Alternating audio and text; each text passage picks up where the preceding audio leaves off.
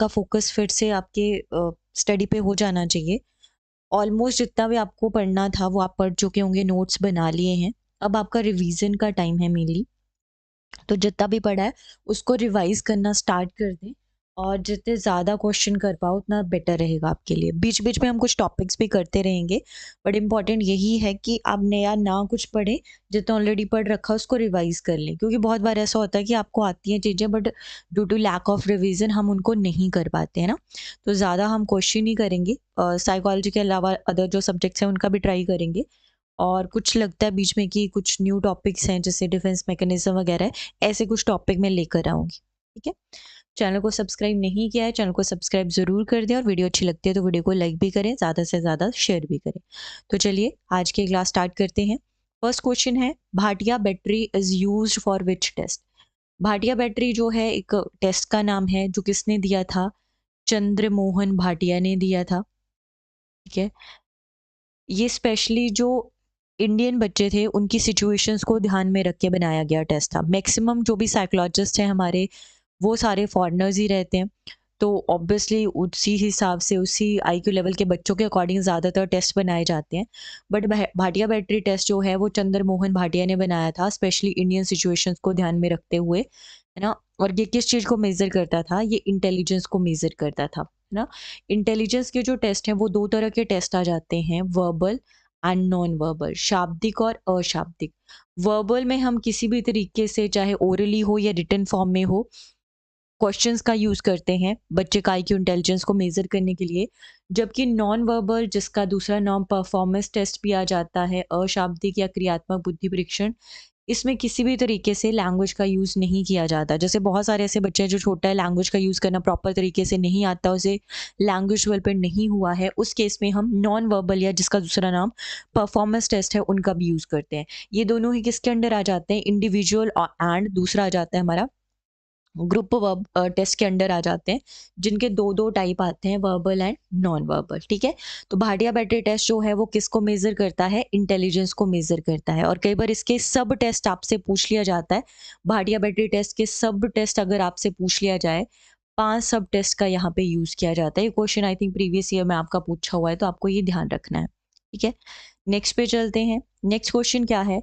According to Piaget's theory of cognitive development, the period from 7 to 12 years of age is known as. आपने पढ़ी होगी पियाजे का संज्ञानात्मक विकास का सिद्धांत, आप लोगों ने पढ़ा था। पियाजे कौन है? एक स्विस साइकोलॉजिस्ट हैं जिन्होंने अपनी most famous theory cognitive development या संज्ञानात्मक विकास का सिद्धांत दिया है। ये साइकोलॉजिस्ट होने के साथ साथ प्राणी विज्ञानी, जिसे एपिस्टीमोलॉजिस्ट भी कहा जाता है, वो भी हैं। इसका आपने ध्यान रखना है। इन्होंने अपने बच्चे, 3 बच्चे थे इनके, लॉरेन, लूसियन एंड जैकलीन, इन पे एक्सपेरिमेंट किया था। और इन्होंने पहली बार बताया कि बच्चे जो हैं उनके सोचने का तरीका अलग है, अडल्ट्स के सोचने का तरीका अलग है। अदरवाइज उससे पहले बच्चों को मिनी अडल्ट ही कहा जाता था। उनसे सेम वही एक्सपेक्टेशंस रखी जाती थी जो एक अडल्ट से रखी जाती थी, है ना। तो इन्होंने अपनी संज्ञानात्मक विकास का सिद्धांत दिया, जिसमें इन्होंने 4 स्टेजेस के बारे में बात की कि इन 4 स्टेजेस के थ्रू ही क्या होगा, बच्चे का कॉग्निटिव या मेंटल डेवलपमेंट होगा। तो यहाँ पे क्लियरली इन्होंने मेंशन किया है कि ये जो 7 से 12 साल का पीरियड है, इसे क्या नाम दिया इन्होंने? किस स्टेज का नाम दिया है? फॉर्मल ऑपरेशनल, औपचारिक, कंक्रीट, मूर्त, सेंसरी मोटर, संवेदीगामक, या फिर प्री ऑपरेशनल? बताओ क्या था 7 से 12? पहली तो थी 0 to 2, जिसे ने सेंसेस से जोड़ा, हमारी इंद्रियों से जोड़ा, सेंसरी मोटर नाम दे दिया संवेदीगामक। उसके बाद आ जाती है 2 to 7, जिसे इन्होंने क्या नाम दे दिया? प्री ऑपरेशनल, पूर्व संक्रियात्मक अवस्था। फिर 7 से 12, जिसे क्या नाम दिया गया? कॉन्क्रीट, मूर्त संक्रियात्मक। और लास्ट थी 12 अबव, जिसे इन्होंने क्या बोला? औपचारिक या फॉर्मल ऑपरेशनल स्टेज कह दिया। तो सीधा यहाँ पे क्वेश्चन पूछा है, सीधा सीधा ही आपको आंसर पता है इसका। राइट आंसर क्या हो जाएगा इसका? कॉन्क्रीट, मूर्त संक्रियात्मक अवस्था। जो भी क्वेश्चन का आंसर आता है वो आंसर करते रहो साथ में, और साथ में हम फैक्ट्स के बारे में बात करते रहेंगे। हाँ, एक और चीज़ के बारे में आपने ध्यान रखना है, पियाजे जो हैं वो किस तरह के साइकोलॉजिस्ट आ जाते हैं? कंस्ट्रक्टिविस्ट आ जाते हैं, रचनावादी। कंस्ट्रक्टिविस्ट या रचनावादी भी अलग अलग तरह के होते हैं। ये है रेडिकल कंस्ट्रक्टिविस्ट, कट्टर रचनावादी, जो बात करते हैं कि बच्चा जो है वो एक्टिवली इन्वॉल्व होता है जब इन्वायरमेंट के साथ, तब वो नॉलेज को कंस्ट्रक्ट करता है, उसी से बना है कंस्ट्रक्टिविस्ट रचनावादी।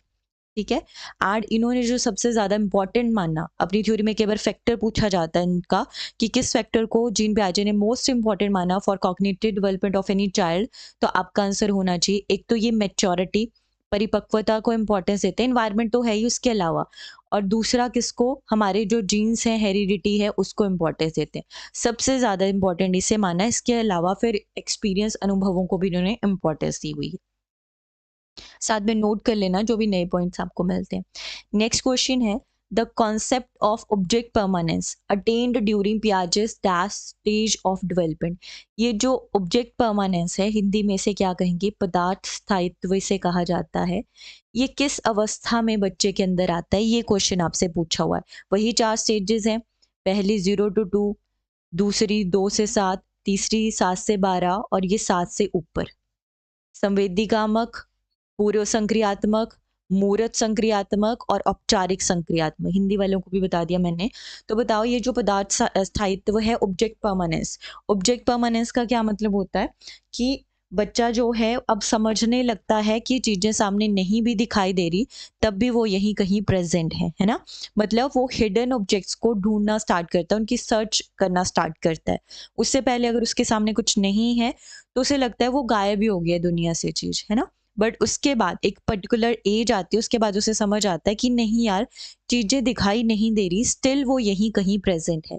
इसी चीज़ को किसका नाम दिया गया, इसी करेक्टरिस्टिक को पदार्थ स्थायित्व या ऑब्जेक्ट परमानेंस का नाम दिया गया कि ऑब्जेक्ट जो हैं वो परमानेंट होती हैं। और ये किस स्टेज में आ जाती है, सेंसरी मोटर स्टेज में। इसके एंड तक ये जो चीज़ है, क्वालिटी जो है, इसमें आ जाती है बच्चों में, क्योंकि ये खुद जो है सेंसरी मोटर स्टेज है, आगे 6 उप अवस्थाओं में, सब स्टेजेस में डिवाइड है, जिसमें जो लास्ट स्टेज आती है 18 to 24 मंथ, इसमें बच्चे में ऑब्जेक्ट परमानेंस, पदार्थ स्थायित्व आ जाता है। अगर एग्जैक्टली आपसे पूछ ले तो ये भी आपको याद रखना है।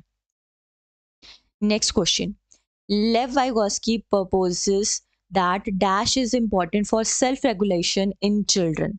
वाइगोस्की ने भी कैसी थ्योरी दी है, इनकी थ्योरी का नाम भी है कॉग्निटिव डेवलपमेंट थ्योरी, संज्ञानात्मक विकास का सिद्धांत, जिसे किस नाम से जाना जाता है, सोशियो कल्चरल थ्योरी, सामाजिक सांस्कृतिक विकास का सिद्धांत आ जाता है इनकी थ्योरी का नाम। है ये भी कैसी थ्योरी है, कॉग्निटिव डेवलपमेंट थ्योरी, संज्ञानात्मक विकास का सिद्धांत ही है। ये भी कंस्ट्रक्टिविस्ट हैं, बट ये किस तरह के कंस्ट्रक्टिविस्ट हैं, सोशल कंस्ट्रक्टिविस्ट हैं, सामाजिक रचनावादी हैं ये। ठीक है, फोर्थ का A answer, inner speech. Okay, let's see, देखते हैं। ठीक है, सोशल कंस्ट्रक्टिविस्ट हैं, ये रशियन हैं, और जो हमारे पियाजे थे वो क्या थे, स्विस साइकोलॉजिस्ट थे। दोनों ही कॉग्निटिव डेवलपमेंट, संज्ञानात्मक विकास के बारे में बात करते हैं, दोनों ही कंस्ट्रक्टिविस्ट रचनावादी हैं। बट एक सोशल कंस्ट्रक्टिविस्ट है, मतलब सोसाइटी को ज़्यादा इंपॉर्टेंस देता है, सोशल इंटरेक्शन, सामाजिक अंत्यक्रिया को ज़्यादा इंपॉर्टेंस देता है, और दूसरा जो है वो इन्वायरमेंट को ज़्यादा इंपॉर्टेंस देता है। इसलिए दोनों को एक दूसरे के कॉन्ट्रेरी माना जाता है, अपोजिट सोच रखने वाली माना जाता है। ठीक है, चलो देखते हैं, यश ने आंसर कर दिया फोर्थ का ए। लेट्स सी, इन्होंने पूछा कि Vygotsky proposes that dash is important for self regulation in children.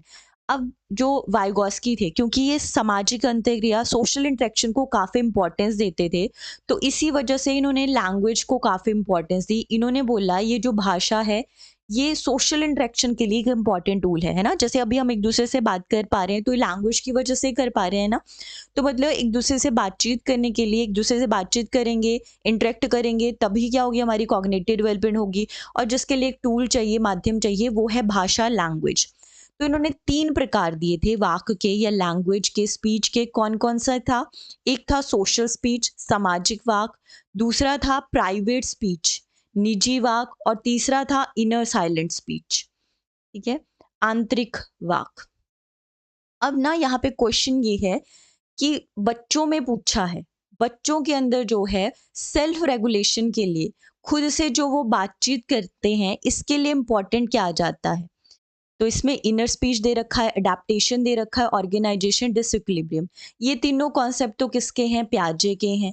इसमें एक ही ऑप्शन हमारे पास ऐसी है जो कॉन्सेप्ट किसका है, वाइगोस्की का है। तो बिल्कुल आपका यश आंसर बिल्कुल सही है, हमारा राइट आंसर हो जाएगा यहाँ पे इनर स्पीच, निजी वाक, मतलब खुद से जो हम बातचीत करते हैं उसे इनर स्पीच या निजी वाक कहा जाता है, जो 3 से 7 साल के बच्चे में प्राइवेट स्पीच के नाम से जाना जाता है, और उसके बाद जो है वो इनर साइलेंट स्पीच के नाम से जाना जाता है। बिल्कुल करेक्ट है आपका आंसर। नेक्स्ट पे चलते हैं। इंट्रोस्पेक्शन इज ए मेथड, अंतर्दर्शन एक विधि है। आपको पता है इंट्रोस्पेक्शन जो है हमारी पर्सनैलिटी को मेजर करने का ही एक मेथड आता है, अंतर्दर्शन विधि, जो किसने दिया था? विल्हेम वुंट ने दिया था। वुंट कौन है? फादर ऑफ साइकोलॉजी जिन्हें बोला जाता है। इन्होंने ही पहली लैब एस्टैब्लिश की थी लिप्जिंग जर्मनी में, और इन्होंने ही ये इंट्रोस्पेक्शन मेथड, जो कि सबसे पुराना मेथड है, ठीक है, ओल्डेस्ट मेथड पूछे तब भी आपका आंसर इंट्रोस्पेक्शन होगा। देने वाले कौन है? वुंट हैं। और ये किस तरह का मेथड है? जैसे मैंने कहा इंट्रोस्पेक्शन मेथड हमारी पर्सनैलिटी को मेजर करने का एक मेथड होता है। तो पर्सनैलिटी के जब हम मेथड्स पढ़ते हैं ना, तो उसमें हम कौन कौन से मेथड पढ़ते हैं? अलग अलग टाइप के हम मेथड पढ़ते हैं, ठीक है। जैसे प्रोजेक्टिव मेथड आ जाता है, फिर एक सब्जेक्टिव मेथड उसके अंदर हम पढ़ते हैं, आत्मनिष्ठ विधि, फिर ऑब्जेक्टिव पढ़ते हैं, वस्तुनिष्ठ विधि, है ना। ये 3 मेन मेथड पढ़ते हैं, और चौथा भी पढ़ते हैं हम साइको एनालिसिस मेथड। तो ये 4 मेथड आ जाते हैं जो पर्सनैलिटी को मेजर करते हैं, व्यक्तित्व का मापन करते हैं। तो इसमें से ये जो इंट्रोस्पेक्शन मेथड है, ये किस तरह का मेथड है? मैंने क्लास में आपको बताया भी है। ये ऑब्जेक्टिव है, इंडिविजुअल है, सब्जेक्टिव है, या नन ऑफ दिस? करो आंसर इसका, राइट आंसर क्या होगा? बताओ। इंट्रोस्पेक्शन मेथड बता दिया मैंने, वोंट ने दिया है, और पर्सनैलिटी को मेजर करता है, सबसे पुराना मेथड इसे माना जाता है। और 3 मेन मेथड आते हैं पर्सनैलिटी को मेजर करने के, प्रोजेक्टिव, सब्जेक्टिव एंड ऑब्जेक्टिव। इन तीनों में से ही कोई एक है। तो इसमें से 2 ऑप्शन है हमारे पास, ये तो होगा नहीं, ये भी नहीं होगा, इन दोनों में से ही कोई आपका राइट आंसर है, ऑब्जेक्टिव या सब्जेक्टिव। सब्जेक्टिव मेथड कौन से होते हैं? जहां सब्जेक्ट से ही डायरेक्टली क्वेश्चनिंग की जाती है कि हाँ भाई अपने बारे में बताइए, या उनके जो क्लोज वन है उनसे ही जानने की कोशिश की जाती है किसी पर्सन के बारे में, ठीक है। जबकि ऑब्जेक्टिव में जो एक्सटर्नल एक्चुअली ट्रेड्स हैं हमारे, उनको फाइंड आउट करने की कोशिश की जाती है। जैसे बाहर से आपको ऑब्जर्व कर लिया कि आप क्या क्या हरकतें करते हो, उसके बेसिस पे आपकी पर्सनैलिटी को जज किया जा रहा है। तो इंट्रोस्पेक्शन नॉर्मली आपने वर्ड भी यूज़ किया होगा, जैसे मूवीज में भी इंट्रोस्पेक्ट करते हैं, पुलिस वाले इंट्रोस्पेक्ट करते हैं कि डायरेक्टली जिस पे भी हमें डाउट है हम उनसे क्वेश्चनिंग करते हैं कि हाँ भाई बताइए उस टाइम पे आप कहाँ थे, क्या कर रहे थे, है ना, इस डेट को क्या कहाँ पे थे आप। तो ये जो इंट्रोस्पेक्शन है यहाँ पे मतलब डायरेक्टली जो पर्सन है जिसके बारे में हमें फाइंड आउट करना है, उससे ही क्वेश्चनिंग की जाती है, उससे ही इंट्रोस्पेक्ट किया जाता है। दैट्स वाई ये कैसा मेथड आएगा आपका? सब्जेक्टिव मेथड आता है। सब्जेक्टिव इसलिए क्योंकि यहाँ पे जो सब्जेक्ट है, सब्जेक्ट कौन? जो भी पर्सन या बच्चा जिसकी पर्सनैलिटी को मेजर करना है, उससे ही डायरेक्टली या उसके क्लोज वन से उसके बारे में जानना जाता है। तो उस मेथड को हम किसका नाम देते हैं? सब्जेक्टिव। सब्जेक्ट से ही बना है सब्जेक्टिव, सब्जेक्ट यहाँ एक पर्सन के लिए आएगा। चलो नेक्स्ट पे चलते हैं। नेक्स्ट क्वेश्चन है, which school of psychology focuses on how and why the mind functions? किसमें कहा गया था कि मनोविज्ञान का कौन सा स्कूल इस बात पर केंद्रित है कि दिमाग कैसे और क्यों काम करता है? फंक्शन से ही आपको पता है ये चीज। स्ट्रक्चरलिज्म, फंक्शनलिज्म, बिहेवियरिज्म या साइको एनालिसिस? स्ट्रक्चरलिज्म के जो फाउंडर हैं वो कौन आते हैं? विल्हेम वुंट आ जाते हैं। फंक्शनलिज्म के फाउंडर विलियम जेम्स हैं, अमेरिकन साइकोलॉजिस्ट हैं, ये तो जर्मन है, ये अमेरिकन है। और बिहेवियरिज्म के फाउंडर कौन आते हैं? वॉटसन, जॉन वॉटसन हैं, जिन्होंने 11 मंथ के बच्चे पे एक्सपेरिमेंट किया था। एंड साइको एनालिसिस के कौन आ जाते हैं? सिगमंड फ्राइड आ जाते हैं, ठीक है, जिन्होंने साइको एनालिसिस थ्योरी या साइको सेक्सुअल थ्योरी दी है। सबके बता दिया मैंने, फादर या फाउंडर किसे कहा जाता है। तो यहाँ पे तो आपसे क्वेश्चन पूछा गया है, फंक्शन से याद रखना है ना कि कैसे काम करता है, क्यों काम करता है। तो फंक्शन से जो वर्ड बना है वो है फंक्शनलिज्म, कैसे कार्य करता है उससे बना है प्रकार्यवाद। तो राइट आंसर यहाँ पे हो जाएगा फंक्शनलिज्म। अगर इसकी जगह स्ट्रक्चर वर्ड यूज करता तो स्ट्रक्चरलिज्म हो जाता, ठीक है, क्लियर ये चीज। और बिहेवियरिज्म में तो हम एक्सपीरियंस, अनुभव को ज्यादा इंपॉर्टेंस देते हैं। साइकोएनालिसिस में लिबिडो वगैरह को, माइंड को ज्यादा इंपॉर्टेंस देते हैं। सबके फाउंडर भी आप नोट कर लेना। नेक्स्ट क्वेश्चन है, which of the following is example of इनेट motive? जन्मजात अभिप्रेरक का उदाहरण बताना है। मोटिवेशन की मैंने थ्योरी आपको कॉन्सेप्ट सारा पढ़ाया हुआ था, उसमें दो टाइप पढ़ाए मैंने मोटिवेशन के, एक इंटरनल आंतरिक अभिप्रेरणा और दूसरा एक्सटर्नल बाहरी अभिप्रेरणा। इंटरनल में मैंने बोला था कि जो सोर्स है मोटिवेशन का वो इनसाइड व्यक्ति के अंदर होता है और एक्सटर्नल में आउटसाइड बाहर होता है। ठीक है, तो बाहर से जो चीज मिल रही है वो तो किस में आएगा, एक्सटर्नल में आएगा। इनेट जन्म से ही होगी, वो इंटरनल चीज होगी। तो इन चारों में जो इंटरनल है, आंतरिक है, हमारे अंदर ही प्रेजेंट है, वो कौन सा है? अवार्ड हो सकते हैं क्या? वो अवार्ड हमारे अंदर प्रेजेंट है या पनिशमेंट हमारे अंदर है, इंसेंटिव या हंगर? क्या होगा इसका राइट आंसर? आंसर भी करो साथ में।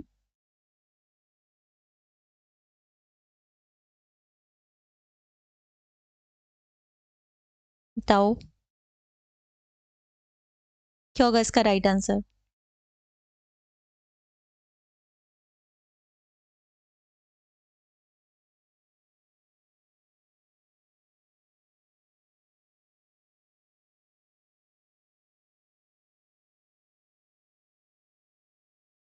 हम्म,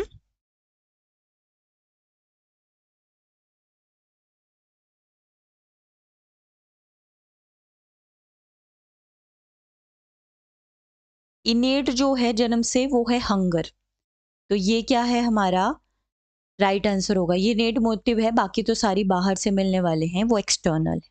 ठीक है, नेक्स्ट है children with IQ 90 to 110 are. जिन भी बच्चों का IQ 90 से 110 के बीच में होता है उन्हें क्या कहते हैं? नॉर्मल है वो, सामान्य बच्चे कहेंगे उसे, रिटार्डेड कहेंगे, जीनियस कहेंगे या सुपीरियर इंटेलिजेंट कहेंगे। अब आपने अगर टर्मन का या किसी भी साइकोलॉजिस्ट का क्लासिफिकेशन पढ़ा होगा तो उसमें IQ में आपने पढ़ा होगा कि 90 से 110 या 109 का IQ जो है वो नॉर्मल एवरेज बच्चों का होता है, सामान्य जिसे हम कह देते हैं, जो इस दुनिया में मैक्सिमम पॉपुलेशन है ना। तो 90 से 110 के बीच में क्या आ जाएंगे? सामान्य आ जाएंगे। बाकी रिटार्डेड का जो है वो बिलो 70 रहता है। जीनियस का जो है वो अबव 130 या 140 आ जाता है। और सुपीरियर जो है वो नॉर्मल से अबव वाले, मतलब 110 से ऊपर वाले आ जाते हैं। ठीक है, नेक्स्ट है which of the following is not true about closed ended questions? बंद अंत वाले जो प्रश्न होते हैं उनके बारे में जो सही नहीं है वो आपको बताना है। अब जब हम बच्चे के असेसमेंट आकलन करते हैं तो उसमें अलग अलग तरह के क्वेश्चन का यूज करते हैं। ओपन एंडेड क्वेश्चंस का भी यूज करते हैं और क्लोज एंडेड क्वेश्चंस का भी यूज करते हैं। सबके अलग अलग फायदे हैं, एडवांटेजेस डिसएडवांटेजेस हर एक चीज की रहती है। यहाँ पे जस्ट आपको बताना है जो सही नहीं है close ended. Close ended question कौन से हो जाते हैं? जिनका एक फिक्स आंसर होता है ना, उसे हम क्या किसका नाम देते हैं? Close ended. और ओपन एंडेड में फ्लेक्सिबल आंसर, मतलब 10 बच्चे जो हैं वो 10 अलग अलग आंसर करेंगे but at the same time 10 के 10 करेक्ट हो सकते हैं। इस तरह के जो क्वेश्चंस हैं उन्हें कहते हैं ओपन एंडेड क्वेश्चंस। जैसे अगर आपको बोला जाए कि हाँ भाई आप इंडिया के बारे में बताइए, इंडिया के बारे में कुछ लिखिए, तो ये ओपन एंडेड क्वेश्चन है। इसमें सारे बच्चे अलग अलग आंसर कर सकते हैं और एट द सेम टाइम सारे सही भी हो सकते हैं। बट अगर आपसे क्वेश्चन पूछा जाए कि हाँ बताइए आपकी एज क्या है, तो एज कुछ भी थोड़ा ना आप आंसर कर सकते हो। फिक्स आंसर होगा कि मैं 20 साल का हूँ, मैं 30 साल का हूँ, एक फिक्स आंसर होने वाला है। इस तरह के क्वेश्चन को कहा जाता है close ended question.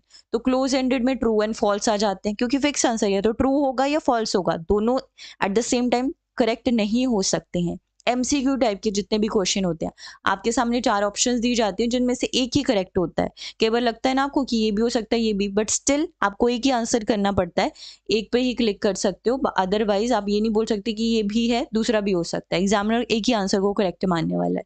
Free from answer जो हैं वो किसका अंडर आ जाते हैं? Open ended. तो ये नहीं है इसके बारे में, क्लोज एंडेड के बारे में, ये ओपन एंडेड के बारे में डाल दिया इन्होंने। तो राइट आंसर हमारा यहाँ पे होगा सी। नेक्स्ट बताओ, primary agency of socialization is. Socialization समाजीकरण का आप टॉपिक पढ़ते हो ना, समाजीकरण किसे कहते हैं, सोशलाइजेशन किसे कहते हैं? जब बच्चा क्या करता है, कुछ नॉर्म सीख लेता है, अपनी कल्चर आइडेंटिटी को एक्वायर करता है और थ्रू आउट द लाइफ उसी अकॉर्डिंग बिहेव करता है। उसी को सोशलाइजेशन, समाजीकरण कहा जाता है। तो यहाँ पे 2 एजेंसीज़ बताई जाती हैं सोशलाइजेशन की, एक तो प्राइमरी, प्राथमिक आ जाती है, और सेकेंडरी, द्वितीय आ जाती है। प्राइमरी कौन-सी है? जिनके साथ बच्चा आफ्टर बर्थ सबसे पहले कनेक्ट करता है और जहाँ से बच्चे का सोशलाइजेशन जो है वो स्टार्ट होता है ना? तो वो स्टार्ट कहाँ से होता है? उसकी फैमिली से होता है। फैमिली को छोड़कर बाकी सारे किस में आ जाते हैं? सेकेंडरी एजेंट्स में आ जाते हैं। चाहे मास मीडिया है, न्यूज़पेपर है, पॉलिटिकल पार्टी है, आपके फ्रेंड्स हैं, आपका नेबरहुड है, स्कूल, टीचर, सारे क्या हैं हमारे? सेकेंडरी एजेंट्स ऑफ सोशलाइजेशन है। और यहाँ पे तो प्राइमरी पूछा है, तो राइट आंसर हमारा हो जाएगा ए, फैमिली, परिवार। नेक्स्ट है, व्हाट इज स्पेशल एजुकेशन? विशेष शिक्षा किसे कहते हैं? बताओ इसका राइट आंसर क्या होगा? किसे कहेंगे विशेष शिक्षा? एजुकेशन फॉर क्रिएटिव स्टूडेंट, सृजनात्मक बच्चों के लिए शिक्षा, education for student with special needs, विशेष आवश्यकताओं वाले बच्चों के लिए शिक्षा, education for special high class students, या नन ऑफ द अबव, इनमें से कोई नहीं। तो स्पेशल एजुकेशन, विशेष शिक्षा किसे कहा जाता है? जो स्पेशल नीड्स हैं। नॉर्मल को छोड़कर हम बोलते हैं कि सारे बच्चों की नीड्स स्पेशल हैं, क्योंकि हमारा जो सारा करिकुलम पाठ्यक्रम है वो नॉर्मल एवरेज बच्चों के अकॉर्डिंग बनाया गया है। तो उसको छोड़कर बाकी सभी को विशेष स्पेशल बच्चों की कैटेगरी में डाला जाता है। और इनके लिए जो एजुकेशन है, जिसे हम दूसरा नाम क्या है इसका? इंक्लूसिव एजुकेशन, समावेशी शिक्षा भी कह देते हैं। ठीक है, वही है स्पेशल एजुकेशन। तो education for student with special needs क्या आ जाएगा हमारा? राइट आंसर आ जाएगा। नेक्स्ट है, what is an anecdotal? Anecdote किसे कहा जाता है? बताओ। एनेक्डोटल जो है वो बच्चे का इवैल्यूएशन, मूल्यांकन करने का एक टूल है, एक यंत्र आता है। अलग अलग टूल्स और टेक्निक्स का यूज हम करते हैं बच्चे का इवैल्यूएशन, मूल्यांकन करने के लिए। मूल्यांकन किसे कहा जाता है? एक ऐसी प्रोसेस जिसमें हम बच्चे ने कितना अचीव किया, टीचर की जो स्ट्रैटेजीज थी वो कैसी रही, उसका जजमेंट होता है, उसे कहा जाता है इवैल्यूएशन, मूल्यांकन। जिसके लिए अलग अलग चीज़ें हम यूज़ करते हैं, rubric, oral test, questionnaire, return record, ये सारी चीज़ें टूल्स हैं, इवैल्यूएशन के तरीके हैं एक तरीके से। तो एनेक्डोटल जो है वो एक रिटर्न रिकॉर्ड होता है, जिसमें बच्चे की जो भी पूरे मतलब स्कूल में आउट ऑफ द क्लासरूम वो अलग अलग एक्टिविटीज़ जो करता है उनका एक डायरी की फॉर्म में रिकॉर्ड रख दिया जाता है, उसे कहा जाता है एनेक्डोटल रिकॉर्ड। तो ये एक तरह का क्या आ जाएगा हमारा? रिटर्न रिकॉर्ड आ जाता है। ठीक है, next, IQ formula was given by? IQ सूत्र किसने दिया है? काफी बार रिपीट हुआ क्वेश्चन है, आई थिंक इसका आंसर आप सबको पता है, तो आंसर बताओ। स्टर्न ने, टर्मर ने, बिने ने, या किसी ने भी नहीं? इसका आंसर तो आपको बताना पड़ेगा। आईक्यू फॉर्मूला किसने दिया है? कई बार आपके पेपर में क्वेश्चन आया हुआ है। Who gave IQ formula? किसके द्वारा दिया गया है? बताओ क्या होगा इसका राइट आंसर?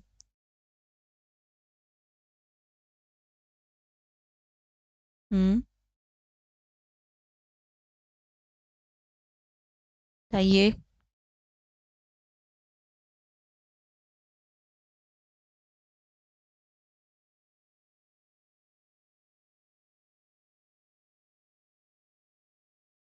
इसका आंसर तो पता होगा आपको।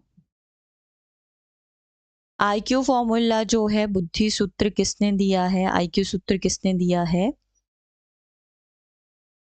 Given by Terman. नेक्स्ट बताओ। गार्डनर ने थ्योरी दी है कौन सी? मल्टीपल इंटेलिजेंस थ्योरी, बहुबुद्धि का सिद्धांत। तो इसमें अगर कोई बच्चा है उसमें अच्छी डांस स्किल, नृत्य कौशल है, तो वो किस तरह की बुद्धि के अंडर आएगा? काइनेस्थेटिक,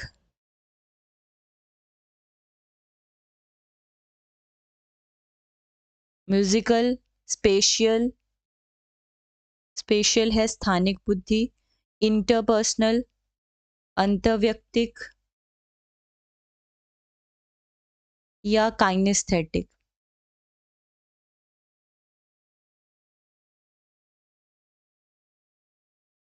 बताओ क्या होगा राइट आंसर? अच्छा डांस है मतलब बॉडी फिट एंड फाइन चाहिए, बॉडी पे अच्छा कंट्रोल चाहिए, तो ये किसके अंडर आता है? बॉडीली काइनेस्थेटिक के अंडर आ जाता है। शारीरिक गति संवेदी के अंदर आती है ये सारी स्किल, जब हमें बॉडी अच्छी चाहिए होती है, फिट एंड फाइन चाहिए होती है। म्यूजिकल इंटेलिजेंस में जो म्यूजिक में अच्छा है, स्पेशल में जैसे अब स्पेस का नॉलेज है, जैसे आर्किटेक्ट वगैरह आ जाते हैं। इंटरपर्सनल वो लोग जो दूसरे लोगों के साथ बड़ी अच्छी इजीली कनेक्ट कर पाते हैं, दूसरे के इमोशंस को समझ पाते हैं, उन्हें प्रभावित कर पाते हैं, इन्फ्लुएंस कर पाते हैं। नेक्स्ट क्वेश्चन भी गार्डनर की थ्योरी से ही है। इसमें पूछा है कि कुल कितने प्रकार इन्होंने बुद्धि के दिए हैं, 9, 8, 7 या 6। तो इसमें इनिशियली जब इन्होंने ये इंटेलिजेंस की थ्योरी दी तो 7 टाइप दिए, उसके बाद एक और ऐड किया जो था नेचरलिस्टिक प्रकृतिवादी, तो 8 हो गए। फिर लास्ट में इन्होंने एक और ऐड कर दिया एग्जिस्टेंशियलिज्म अस्तित्ववादी, तो टोटल हो गए 9। तो लेटेस्ट ही हम लेकर चलेंगे, तो राइट आंसर हम 9 कर देंगे। वैसे हमारे एग्जामिनर 8 भी लेता है अभी तक, देख लेना जिस तरीके से लेटेस्ट आए तो लेटेस्ट को इंपॉर्टेंस देना, लेटेस्ट ना हो तो पिछले वाले चूज कर लेना। नेक्स्ट है 3 डायमेंशनल स्ट्रक्चर ऑफ इंटेलिजेंस, किसने दिया है?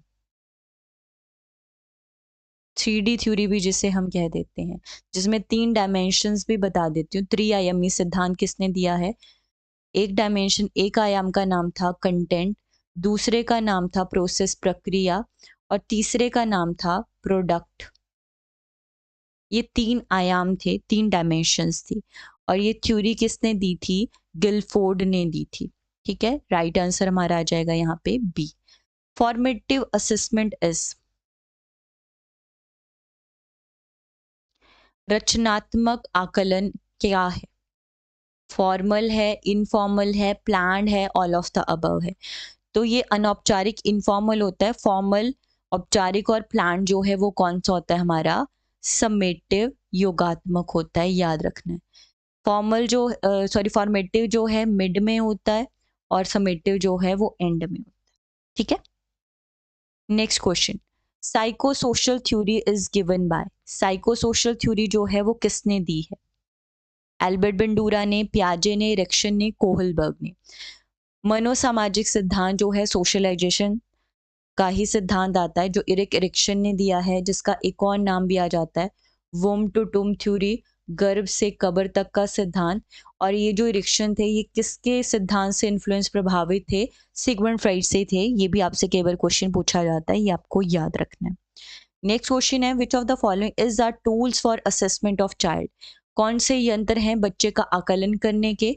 तो अभी मैंने पीछे ये चीज आपको बताई थी, rating scale, checklist, anecdotal record, ये सारे ही टूल हैं, यंत्र हैं बच्चे का आकलन मूल्यांकन करने के।